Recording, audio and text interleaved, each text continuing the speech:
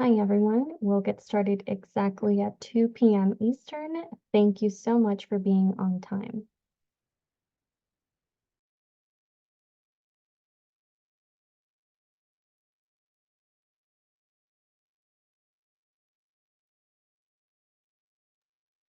Again, for those of you who are just joining, we will start exactly at 2 p.m. Eastern.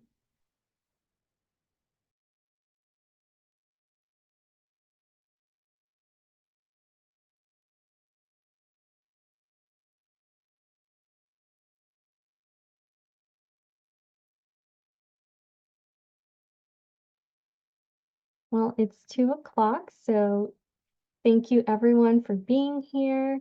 And good morning to those of us on the West Coast. Welcome to our second HPV vaccination best practice session. Today's focus is on patient and parent interventions. We are so grateful you have chosen to spend the next hour learning together. Next slide.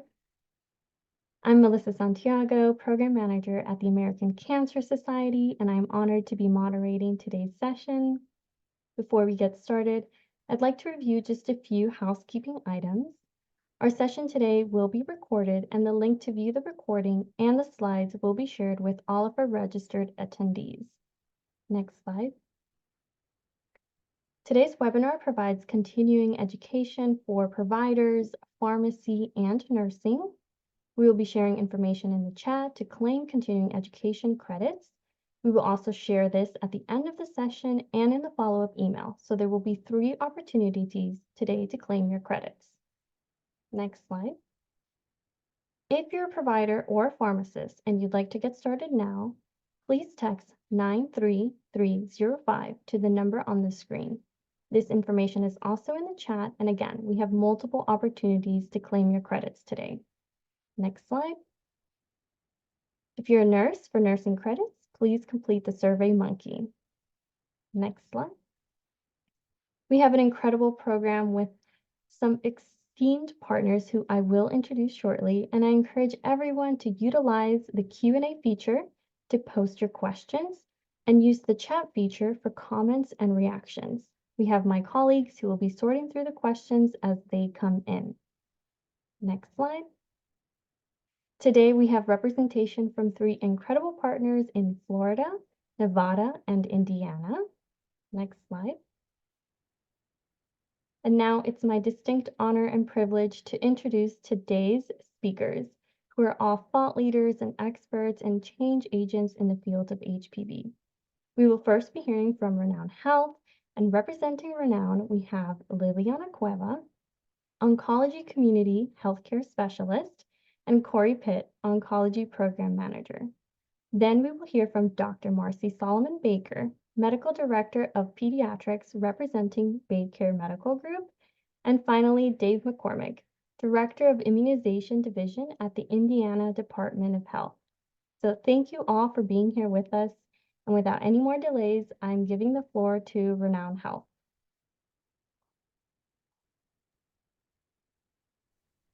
Hi, everyone. My name is Corey, and I'm the program manager for the Pennington Cancer Institute at Renown. And with me today is my colleague Liliana, who is the Oncology Community Healthcare Specialist. Go ahead and go on to the next slide. I just wanted to say that we do not have any financial relationships to disclose. Next slide. Here's our agenda for today. So we'll be going over HPV vaccination rates for Renown in Nevada. And then we'll also overview our 2022 and 2023 project aim statements, our interventions that were parent and patient focused, our vaccination results, and then a little bit about our 2024 outreach so far. Next slide. So the NIS teen data for Nevada puts Nevada at 59.5% for 2022. That is 41st place in the United States, and the national average is 62.6%. So we wanted to get that number up a little bit. So if you go on to the next slide. At Renown specifically, in 2021, by the age of 13, 81% of our adolescent population received the first dose of the HPV vaccine, but only 52% received both doses. So if you go on to the next slide, I will be talking about our 2022 project that happened from January to December of 2022. Next slide. So here is who our quality improvement team consisted of. We worked with the American Cancer Society, the Mountain West HPV Project, both for 2022 and 2023, along with our oncology service line, and then our pediatric clinics as well. Next slide. So here is our 2022 AIM statement.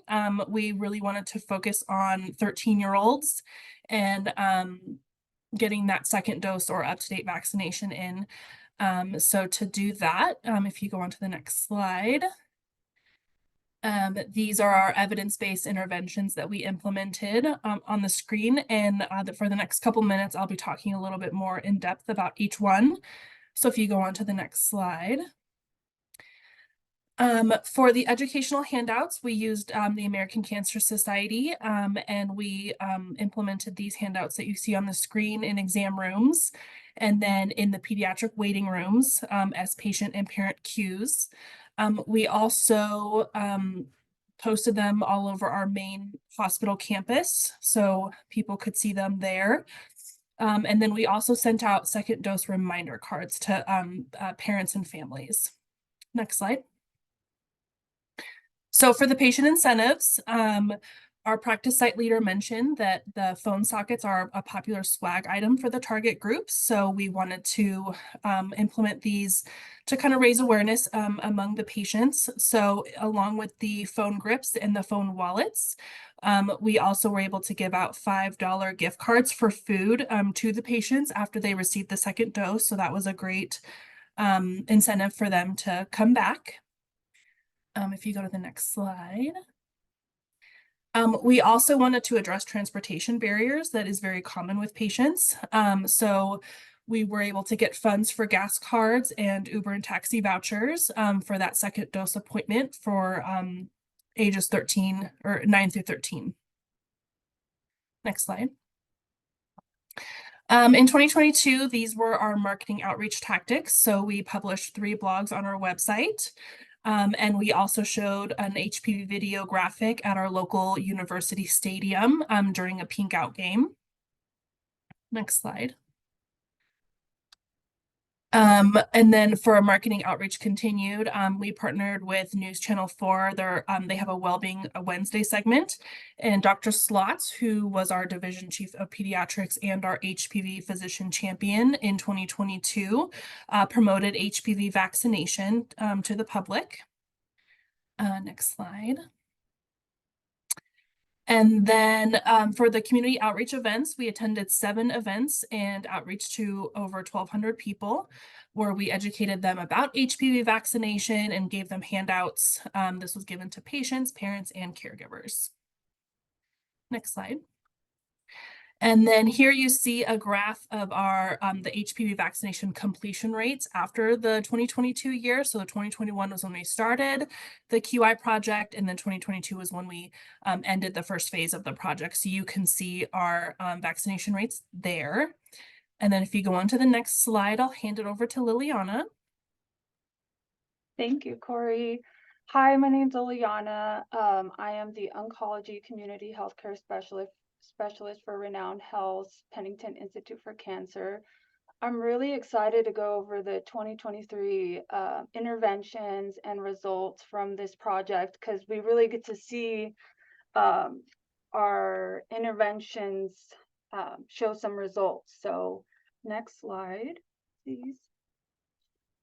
We wanted to continue with the work that we were doing. This time we wanted to try and increase our 9 to 10-year-old rates. We wanted to bring up that baseline to 10% by the end of the year.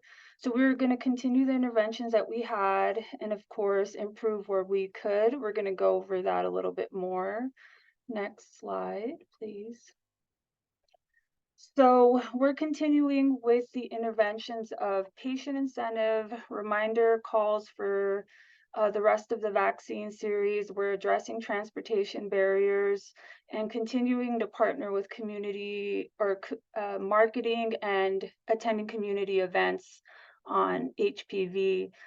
And we did update some educational handouts for our patients and community. So next slide. So this is something I'm really proud of. Our team was able to get our renowned poster that's focusing on cancer prevention for HPV. We were able to translate that over from English to Spanish. This poster can be found in our clinic exam room. So we printed over 50, and it's meant to kind of focus on having the parents become curious about how something can prevent cancer. And so the focus of this poster was to try and encourage the families, the parents, to ask questions to their primary care providers. And we wanted to make sure that we weren't missing out on that Spanish-speaking population. We also created these into rack cards that can be found at the waiting rooms in the exam clinics, and we also provide these rack cards at community events. We also went ahead and printed this poster in Spanish and placed it in our main hospital a little bit larger, so that way we can try and bring some awareness to the vaccine to those who are just coming by as visitors, or if they have different appointments here on campus. So this was a proud achievement of ours. Next slide, please. Our previous HPV champion, Dr. Slots, was a big advocate of this. They're called the Busy Bees. They're meant to increase the acceptance of the vaccine for those patients that are feeling a little bit anxious about the pain associated with it. So these are reusable, and they were approved by our infection control. And hopefully, if the patients feeling a little or accepting the vaccine, more parents will be on board as well. So we wanted to share that with you all. Next slide. Again, we are addressing transportation barriers. With the gas price increasing, sometimes parents aren't expecting that second dose, or that second dose of a second appointment for the following doses. So we just wanted to have something in place in case they expressed any financial concerns about that. So we wanted to make sure we offered that resource to them. Next slide, please. And this year we upped our community events from 7 to 13, reaching a little over 2,400 people. We're handing out our HPV education, encouraging families to have the conversation with their primary care provider. And I wanted to mention that sometimes, some of these events that we're attending, we are targeting the community events where not as many patients have access. So sometimes we have to start with conversations about getting established with a primary care provider. So, and talking about the resources for vaccinations. So, it's great to get out there in the community and share this information. Next slide, please. Here we have our radiation oncologist, Dr. Padada, who treats patients that have HPV cancer-related diagnoses, such as head and neck cancer. We were able to have marketing scheduled for him to speak at our local Channel News 4. This was a great opportunity for us to promote cancer prevention and the encouragement of having boys and girls vaccinated for HPV vaccine. Next slide. Oh, and I wanted to mention, sorry, can we go back? This is a great way to get a lot of eyes on a health topic. And with our health segments, we're seeing thousands of estimated views. And for this one in particular, we reached over 17,000 people. So next slide, please. And I wanted to kind of thank the American Cancer Society for helping us guide one of these a process map, which was a tool for our team to basically have each employee from every role explain their process related to the HPV vaccine. So it was similar to creating a standard work, only we wanted to share this because this isn't a patient and parent intervention, but it does address the patient and parent interventions and who's going to be taking accountability for them. You know, when we get new employees, sometimes they're not familiar with the process. So we kind of wanted to make sure that we weren't having any missed opportunities or have something fall through the cracks. Just try to get the team on board.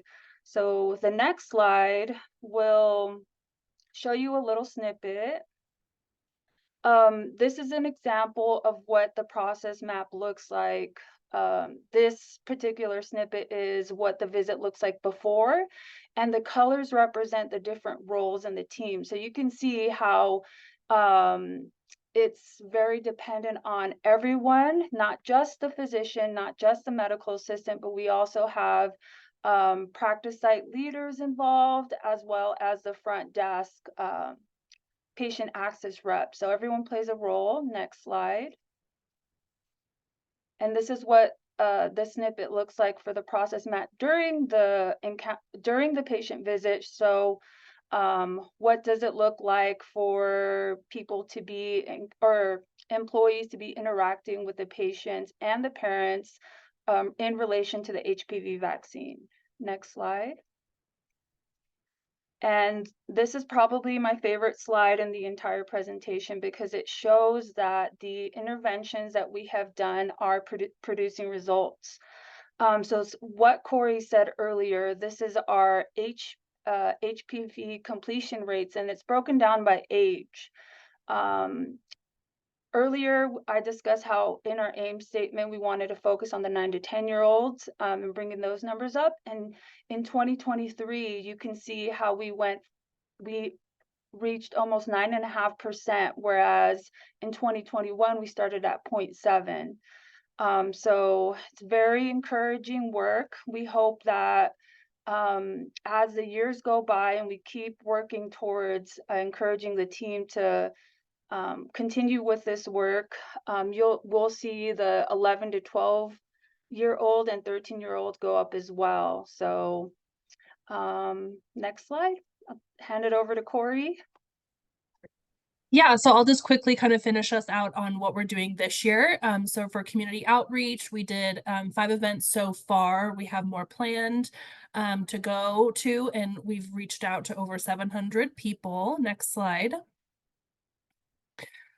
We again used the news channel for Wellbeing Wednesday segment, and we got Dr. Lemons, who is our current HPV physician champion, to speak again on the importance of the HPV vaccine. Next slide.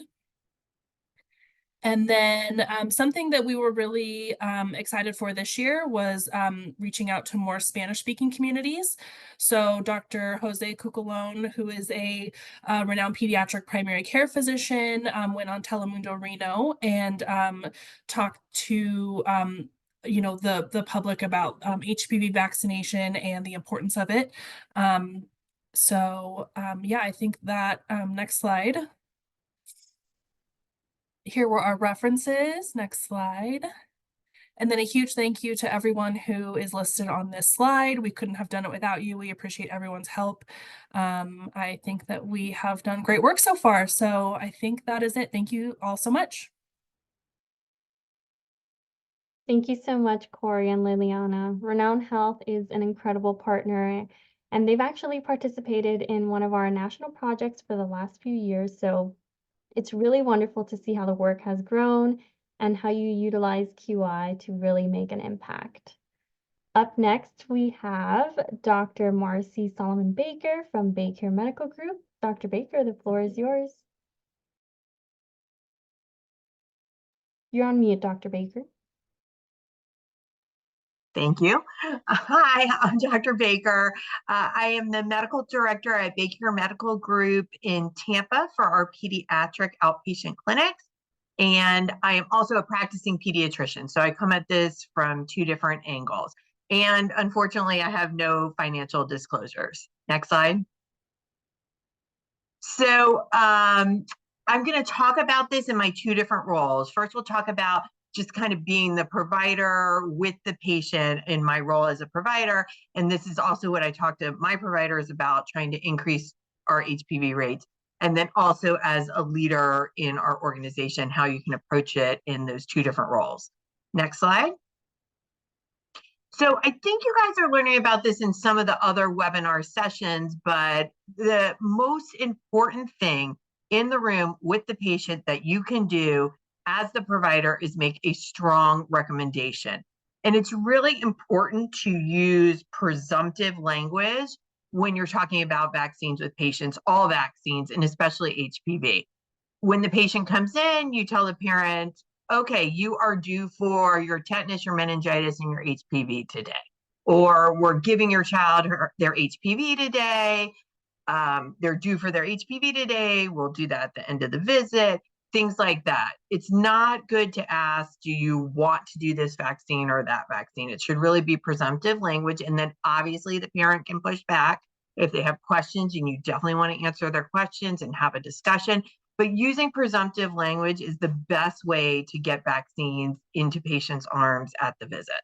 So that's just really important. And no vaccine should be singled out from other vaccines. So you definitely don't want to say, do you want to get your tetanus, your meningitis, or you're getting your tetanus and your meningitis, do you want to get your HPV today? Because that just throws up a red flag for parents. So that is one of the most important things that I talk to all providers about.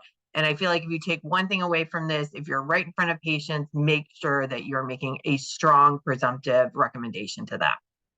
The other thing that we're really encouraging, and this was mentioned in the previous talk, is getting patients vaccinated at age 9 or 10. So when they're there in front of you and you don't offer them a vaccine, that's a missed opportunity. And we don't want to miss opportunities. There's very good data that this really helps with completion rates. And I find that I like it personally in my practice for two reasons. One is it takes the talk a little bit away from sexual activity. Like, you don't really need to be talking about that in general with this vaccine. This vaccine should be presented to parents as cancer prevention. And that's really the focus. And I think when you started at that earlier age, people aren't really thinking about that as much. So it's easier and the conversation doesn't drift that way as much, number one. Number two is, I practice in Florida, and I know everything's different by states, but in the state of Florida, to get into 7th grade, you have to have your tetanus shot, period. So it's kind of nice if you can get them at that 9 or 10-year-old visit, you know you're going to see them back at the 11, 12-year-old visit, typically. So they have to get that tetanus shot to get into 7th grade, and then you can get their second HPV in at that time if they don't come back sooner. So if you're giving it at the first time at that visit, then often it's hard to catch them for their second shot. The next thing is, if you haven't finished the series by 9 or 10, when they come in at 11 or 12, make sure you're bundling vaccine recommendations. As I talked about before, you want to say you're getting your tetanus, your meningitis, and your HPV. No vaccine should be singled out as more important than another vaccine or different in any way. So the next important thing to do is to tell some stories. So if you give a strong recommendation, most of the time patients are just going to usually say, yeah, sure, we want to do that, especially if you're a strong recommendation. But if they have questions or a little bit of pushback, they need more information, obviously you'll give them information. But a really good thing is to tell them some stories. You can tell them things like, oh, I got this vaccine. Now, unfortunately for me, that ship has sailed because I was too old to get it. But if you have gotten it, you can say, I got this vaccine. You can say, my kid got this vaccine. You can say, my niece got this vaccine. You can say, my grandkids have gotten this vaccine. I'll tell parents about parents that are at the right age to know who this is. I'll talk to them. I say, oh, Michael Douglas, he had that mouth oral cancer that he had. That was HPV. That was vaccine preventable. He was too old to get the vaccine. He couldn't have prevented it, but this is something for your child that we can prevent for them. So I think if you know of any not great outcomes with people who have unfortunately had mouth and oral cancers, cervical cancers, you can tell stories that to patients. I think telling stories really helps get the patients on board. One thing I will say that I do say to all the boys that are in, sometimes the kids themselves are pushing back saying, I don't want another shot. No, I don't want a shot. And then I'll say, well, this shot prevents warts on your penis. Now, do you want the shot for the boys? And I will say a high percentage of boys will then change their mind and say yes. So I think really being straightforward with the families, telling stories, telling some personal stories, telling how you recommend it. I do tell people this is my favorite vaccine. I mean, what vaccine prevents cancer? That's amazing. And so I think when you bring that passion to your patients, it can really help get them to turn a maybe or a no into a yes. And then finally, and I think this was mentioned in the previous talk also, it's very important that everybody in the office is on board.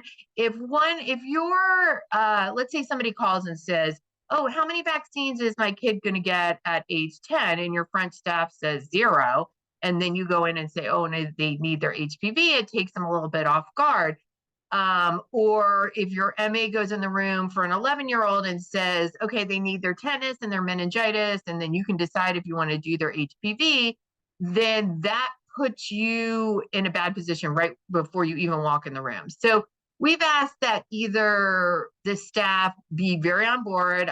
One of my MAs was very on board, told every 9 to 10-year-old, you're getting your HPV vaccine today. Told every 11-year-old you're getting your tetanus, your meningitis, and your HPV. But again, if your staff isn't on board with that, that's okay. They can just say, you know what, the doctor will talk to you, or the provider is going to talk to you about what vaccines you need today. So it's nice if you can have everybody on board, but if they're not going to make as strong a recommendation as you are, then it really is important maybe that then they just defer it back to you. All right, next slide. Okay, so now I'm going to talk to you a little bit about my role as medical director and how we got the rates up in our group. And I'm really proud of our rates. So really what we did, the thing to do is to measure your rates and show them to your team. And then we also made it one of our quality metrics that actually did have some bonus compensation tied to it. So next slide. So here are the rates that I'm really proud of. Let me tell you what the denominator is on this. So these are all of our patients who had been seen by one of our pediatric in BMG, Baker Medical Group, pediatrics in our offices. And we have, I have 10 offices, 40 providers. So they were seen in our office sometime in the last year and a half, either for a well or a sick visit. So they might not even been in for a well visit, but they had to be seen at some point in the last year and a half to be in the denominator. So they would be assigned to you if you saw them.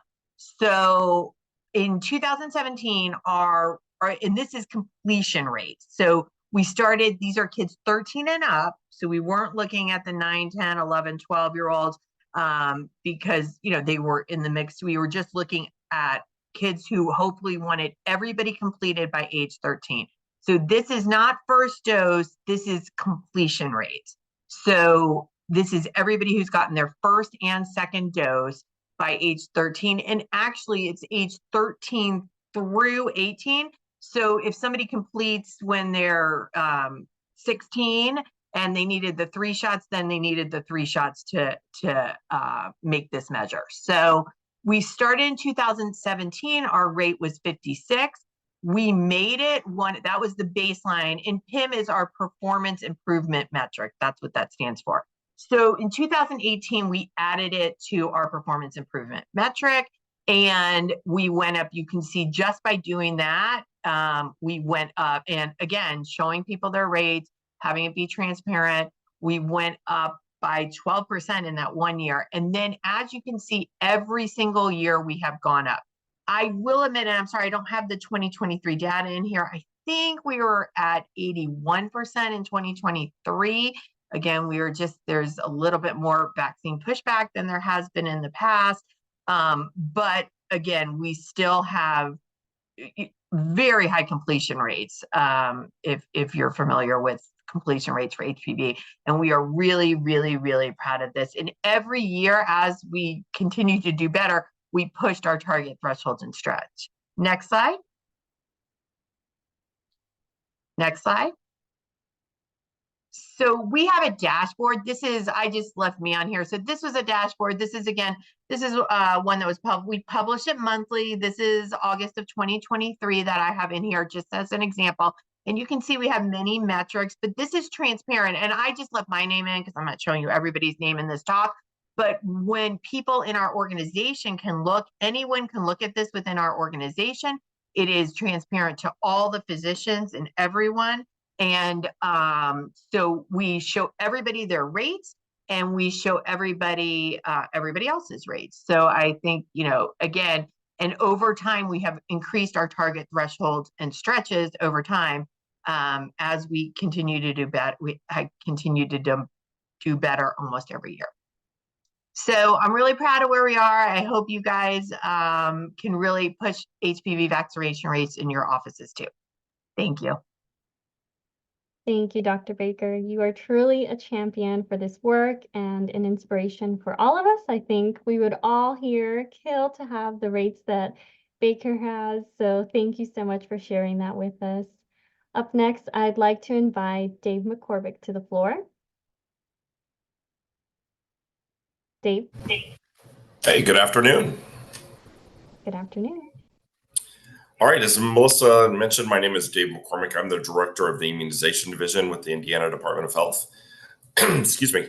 I'm going to take a little different turn than the previous two speakers. I mean, you've heard from a healthcare system, you've heard from a provider. I'm representing state government and the things that we're being trying to be proactive to do to increase immunization rates. Now, first slide, please.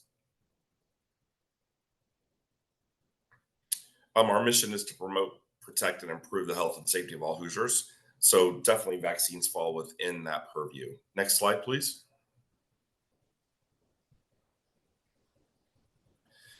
So the Indiana Department of Health tries to be as proactive as we can as far as getting information out to the public. We firmly believe that that which is measured tends to improve. And so we have, as an agency, made a decision that we are going to be discussing first and foremost our vaccination rate starting at 9 for HPV.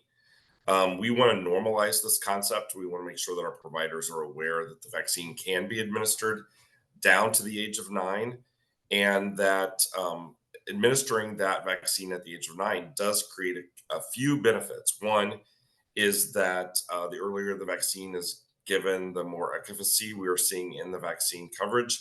And then the other is that at age 9, you are strictly talking about cancer prevention. You're not talking about sexual debut.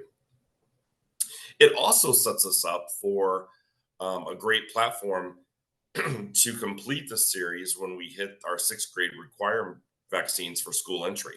So Tdap and meningococcal are required for 6th grade entry into Indiana schools.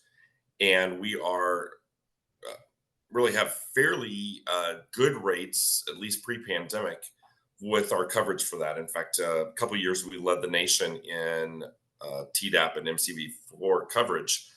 But since the onset of the pandemic, we have taken a hit. All of our rates have, I wouldn't say plummeted, but have decreased. And right now, if you look at school coverage rates, we have 1 in 5 kindergartners that are not fully vaccinated, 1 in 4 6th graders, which is where we'd be looking at HPV, and 1 in 3 seniors. So we have a lot of catch up to do. So next slide, please. as I mentioned, we have we put a lot of resources into educating the public on vaccinating at 9, so between 9 and 12. We want to make sure that people know that in their county where they fall. So this would be for providers and also for parents. This is our public facing dashboard for our HPV rates. We run this data once a quarter. Um, we want to make sure that providers have up to date rates for their counties. And so we, like I mentioned, we update this once every quarter. We do also push this information out to our VFC providers. We do know that in our VFC clinics, we have seen the most decrease in our coverage rates. So we're trying to make sure that they're aware of this coverage rate and also this tool to show that, you know, one county is doing better than maybe another. What's the success in that county, and really try to build the momentum. Next slide, please. So one of the things that we've done to really prompt this is we have changed the forecasting in our registry to start forecasting HPV vaccine at the age of 9. Now, I know there's a lot of controversy around this, but I feel very strongly that this is a great tool that all states, all states should be using. The controversy around this is that we hear that AAP and the Advisory Committee on Immunization Practices has made the recommendation that children should be receiving the HPV vaccine between the ages of 11 and 12. And while that is the standard recommendation, we recognize that the vaccine is licensed down to the age of 9 and can be administered anytime after the age of 9. And so by prompting doctors when they look in the state immunization registry that vaccine is due now, we are sending a strong message that we would like for them to consider having that vaccine administered at age 9, and then 2, creating this platform to where they will be able to follow up with their patients anytime they see, they get a flu shot. It's, anytime they're seen for a well child visit, anytime they check the registry, it'll say from age 9 on forward that child is now due for this HPV vaccine. There's also been some questions of, well, does that mean that they will say, or that it will say past due? Well, no, it won't say past due till the age of 13, because we are forecasting on that recommendation as well that all children should be protected between, or, by the age 11, 12. So we're forecasting that first dose at 9, and then we're saying past due at the age of 13. All immunization registries should be able to change their forecasting by antigen. So this was a simple setting in our registry that we were able to go in and change within about a day. It took for us to have all the age ranges calculated properly, put it into our test environment, test it with a couple sample cases, and then put it into production the next day. So if your state is not forecasting at 9, I would strongly encourage you as a provider or just as an interested party to reach out to your state immunization program and ask about forecasting at 9. Next slide, please. So one of the things that I deal with as a state program manager is the politics around vaccines. And I know that's something we don't typically like to talk about. But as strong supporters of HPV vaccine, I think many of us would love to see this be a required vaccine for school entry, because we've had such success with other vaccines that we have made as requirements for school entry. However, in our state, that is not politically going to happen in any point in the near future. So we always look for other opportunities to promote all recommended vaccines when talking about those that are required. And so one of those has been our back to school campaign for Indiana. We call it Start Smart. And it's an annual back to school campaign that we started after the pandemic because we had so many kids that were behind in their routine vaccinations. So one of the things that we do is that we educate providers and we educate parents about our annual event that happens from the middle of July through September. Next slide, please. So we send a letter to every parent that has a child that is missing one or more required vaccines for school entry. We take all of this information out of our state registry. And again, they have to be missing one or more school required vaccinations. One of the benefits, though, is that we talk in the letter that this is a great opportunity to talk to your healthcare provider about being caught up on all ACIP recommended vaccines. We're only focusing on ages 5 to 18. So again, we're focusing on those school age children, but we're wanting to make sure that they are being educated and offered all vaccines that are required. And that would include um, vaccines such as HPV or MenB or even seasonal influenza or COVID.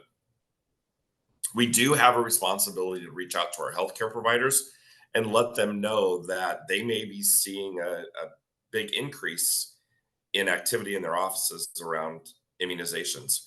We last year sent about 500,000 letters out to parents that had a child that were missing one or more required school required vaccinations.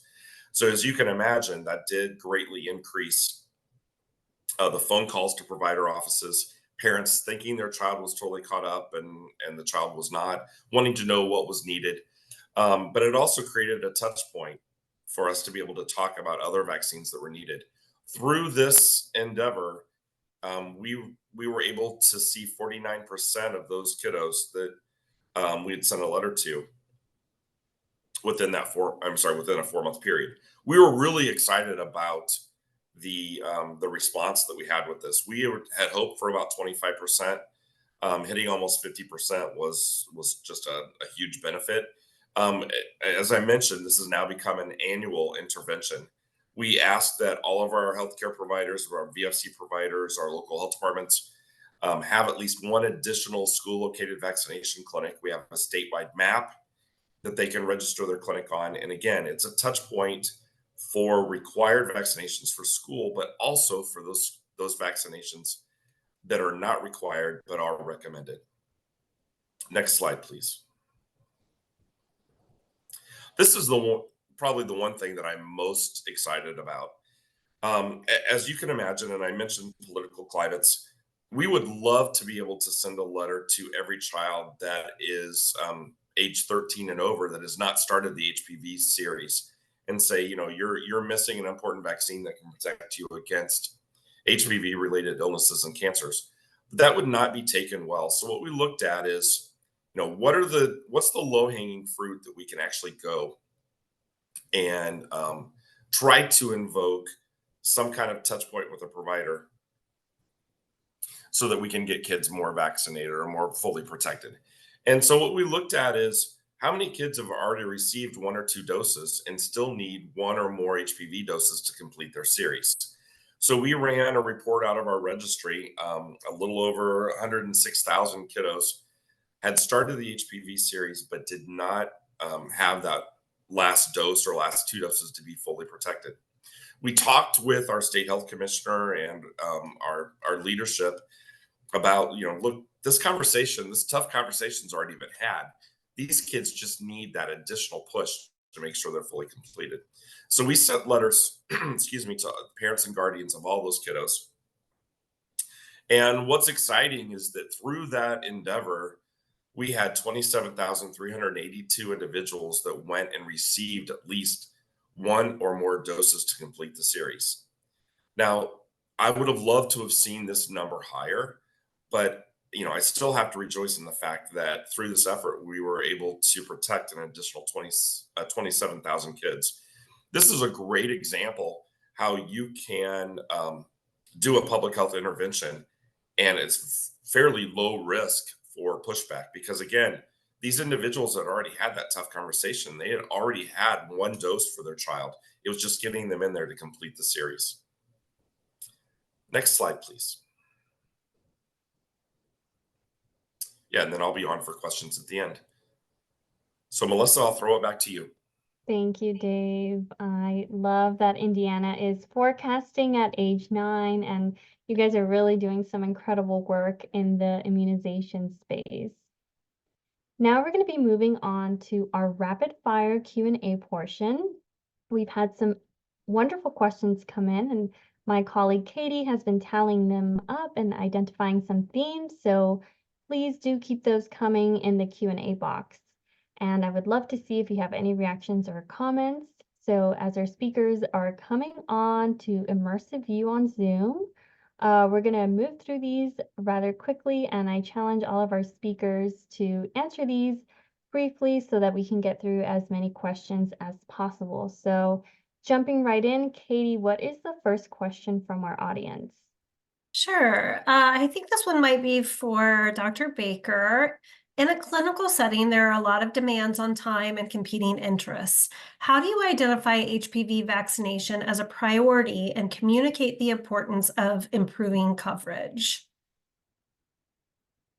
Pediatrics, it's a little bit easier because it is our priority. I mean, vaccines, I really do believe, are the most important thing we do. And I think also, again, if you don't believe that, us tying some financial incentive with it help people prioritize it, just to be blunt. But I think in pediatrics is very important. And I know there is a lot, but just disease prevention is so important. So I think really focusing on cancer prevention is the way to help get that message out to providers. Great, thanks. Okay, Dave, this one is for you. I'm not sure if you can come on camera. We have a question that says, can you speak to how the public-facing dashboard of HPV rates is being used by stakeholders? Who is using it and how? Sure. Yeah, thanks for that question. So our local health departments, we have created funding applications. And one of the things that we charged each of our local health departments that accepted our funding was that they had to increase their HPV rates in their jurisdiction. And to do that, they were asking for quarterly data. So that's what prompted that dashboard that's out there that we update quarterly. But now we've been using it for all of our healthcare providers. And these are the rates for your county. So you can then, when you're talking to parents, say, can it be a double-edged sword here? It can be, look, 75% of parents in this county are getting their child vaccinated. So let's go ahead and protect your child. Or it could be working with other providers saying, look, we've got a really low rate in this county. We need to increase, really work together to increase this. Great, thanks. Okay, Corey and Liliana, you talked a lot in your presentation. You mentioned provider champions. Can you talk a little bit about that role and how important that role was to moving your work ahead and also supporting the entire team? Yeah, I can talk a little bit. I think Liliana can also speak to it as well. But I think having that physician champion in the clinics helps kind of rally everyone into focusing on HPV. I think, by having someone, especially a physician, back there kind of getting the conversation started is really helpful. And, someone to just kind of move along in the process, as the QI projects unfolded. So yeah, I think it's really important to have one of those. Dr. Baker, would you like to add, since you are such a wonderful and inspirational champion, how you rally your troops at Baker? Thank you. I mean, again, just really focusing on cancer prevention. It's such an exciting thing we can do. And I think getting the message across that, studies have shown everybody else's work has been great to try to get people in. But once they're in front of the provider in the office, the most important thing you can do is make a strong recommendation. And if you do that, you will increase your rates. So I think it's just really important to make sure that the providers know that and know that they personally can help prevent cancer. I mean, that's very rewarding, I think. So I think getting that across to the providers really helps. Absolutely. Great, thank you. Okay, Dave, this one is for you. Where do you get your HPV vaccination numbers on the dashboard from? Is it from supply order or a state database? And what is the denominator? Yeah, no, those coverage rates come from our immunization information system, our state registry. The denominator is we work with our vital records department to get all live births, and then also to record any deaths and make sure that we have a good denominator. Now, there are some limitations to that. If we have children move in, say, at 11, 12, we may not have them in the registry at all times. We do once a year work with our school corporations to get demographic data and school rosters to try to build that denominator. But basically, it's census and birth data that we use. Great, thank you. Dr. Baker, let's see, I'm sorry. Okay, for the metrics table, does the EHR have an easy way to pull that information, or is that done manually? I think this is in reference to that. Yeah, getting our data. Yeah. Yeah. So we actually do, we're in Cerner, and there's this healthy registries that then does pull that data. So there it is a measure, and I'm sorry, I don't know all the details. We do have a quality team that pulls that data and gets that dashboard posted. And you can see we have other things on that dashboard. So that is all stuff that we're able to pull and get measured. It's not all manual, because again, you saw the denominator, it's 8,000 patients. So Great. it is through a measure, healthy registries in Cerner. Okay, that's very helpful to our participants. Thank you. Dave, I have a question for you. So you have now started forecasting at age 9, which is wonderful. I'm curious what the response has been from our healthcare systems. Have you seen a change in behavior or a change in policy from some of our hospital systems? Are some of them coming along as well? We do have one large healthcare system that has fully embraced 9. But I haven't really heard a lot of other feedback. I really expected that we changed the forecasting. We would get some pushback saying, this is not what this isn't the right age limit. It should be 11. And we're not really hearing that. It's either radio silence or people are just accepting it and moving on. I love to hear that. I think that we've had a lot of conversation around age 9. So I think folks coming at it from many different fronts is now starting to have that groundswell. So wonderful. Okay. I've got a question here for Dr. Baker. What does stretch mean in the context of the PIM chart? And does it mean exceeds target? So we have a measure, so we have a target, threshold, and stretch. And again, that whole chart it's our quality metrics, and there is some compensation tied to it. So we have productivity compensation, and then we also have, and this is for all our providers. So our nurse practitioners in pediatrics and our physicians. And actually, these are the pediatric measures I showed you in our big group. We have internal medicine has their measures. And so the threshold has, a certain percentage of dollars that you get, like 30% of whatever the dollars is. If you hit threshold, if you hit target, you get 70%. And then if you have stretch, you get 100% of whatever the dollar value is with that. So, and again, it's just, trying to get people up to as high as possible in their rates. Wonderful, thank you. I've got a follow-up question for you. Well, it's not a follow-up question. I have another question for you. So we have a question around unconscious bias. And hold on, let me find the wording real quick. Make sure I get this question right. So can you just talk to our group a little bit about overcoming unconscious bias, especially with providers? So providers that have a little unconscious bias against the HPV vaccine, is that what you're saying? Correct, yes. Yeah. I mean, we really have tried to get away from that. And I think as you can see over time with our rates increasing every year, I think we've really gotten away from that from the providers. I just think it's so important to talk about cancer prevention. The other thing that's important, and I think we've overcome this with our providers in the group. So now, we're trying to get this message out to patients.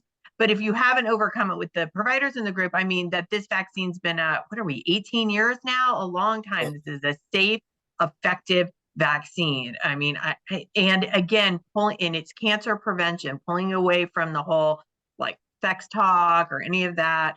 I think we've moved past that a lot in our organization. I think it's important for other organizations, hopefully, to move past a lot of that, that there shouldn't be any, why have any bias against this? This is just as an important, if not more important vaccine than, any other vaccine. So I think, again, I've said it many times now in this talk, just focusing on the cancer prevention. I often talk to patients about, think about all the other things you have to do to prevent cancer, right? Like you have to eat healthy, all the time. You have to wear your sunscreen all the time. Screenings you have to do, colonoscopies, mammograms, that's no fun. If you're a smoker, you have to stop smoking. That's really hard. So to prevent this cancer, you have to get 2 shots. That's better than anything else. So I think that's how I talk to patients about it. But I think talking to providers about that and letting them know that they can, this is again, trying to get somebody to get their colonoscopy and all these other things versus just give them 2 shots when they're younger. That's the easiest thing you can do. Awesome. Thank you. Okay, one last question. So I have a question, I believe, from one of our health plan partners, and they're wondering, so from a health plan payer perspective, what is the 1 to 2 initiatives that they can do to work on increasing HPV rates with providers and systems? Toolkits, sending reminders, education in your offices, missed opportunity reports. What are some things that would be helpful from your perspective as a provider if you had a health plan that was helping influence rates with you and your patients? I'm going to throw this to all of you. So Corey and Liliana. I think the biggest intervention that we're going to see long-term impact would be modifying the EHR. Now that our charting system identifies 9-year-olds as being eligible and needing the HPV vaccine, that really helps remind the staff working in charting as well as a reminder for the providers. With that, I'm also going to pitch having the standing orders available as well. Great. All right. Well, thank you so much. I'm going to throw it over to Melissa to finish us out. Excellent. Thank you so much to all of our speakers. That was just really great dialogue. And we wouldn't have been able to have such a great conversation without all of you. So as a reminder, we'll be posting everything in the follow-up email if you missed it. Gabby, we can go ahead and move on to the next 2 slides. Very quickly, I'm going to run through these. We have some opportunities coming up. Gabby, yes. We have 2 webinars coming up on May 21st and the 28th. The first one will be around implementing a statewide plan to eliminate cervical cancer as a public health problem in Alabama. And on the 28th, in observance of Women's Health Month, this amazing panel will delve into crucial topics in breast and HPV/GYN cancers. Next slide. We also have an opportunity on May 22nd for the rural HPV vaccination learning community. The topic will be focusing around age 9, and this learning community is beneficial for our partners in rural communities and provides space for connection and collaboration. Next slide. As you all know, today was our 2nd best practice session, and we have an additional 2 remaining for 2024. So please remember, we have continuing education credits for each of these. Next slide. And we have a save the date for the 2025 National HPV Conference happening on April 15th through the 17th, and it will bring together professionals from all disciplines and backgrounds and work towards eliminating HPV cancers. This conference is for advocates, community health workers, and clinical professionals working on policy. So please sign up in the link in the chat or in the follow-up email to be notified when you can register. Next slide. And since summer is around the corner, we'd also like to tease out our summer social series. This social media toolkit will have refreshed photos and messaging around HPV vaccination and back to school campaigns. And it will be available in English and Spanish, and you will all get an email from me once it's live and available for download. Next slide. And before closing out, I'd like for us to take a moment and pause to think about everything that we've learned today from our incredible speakers. all of the interventions we heard had to focus on patient and parents. So take a moment to think about what is 1 or 2 actions that you can take back to your organization to implement in the next 7, 30, and 90 days. And we'd love to hear some of the responses you come up with, so please do share that with us. Next slide.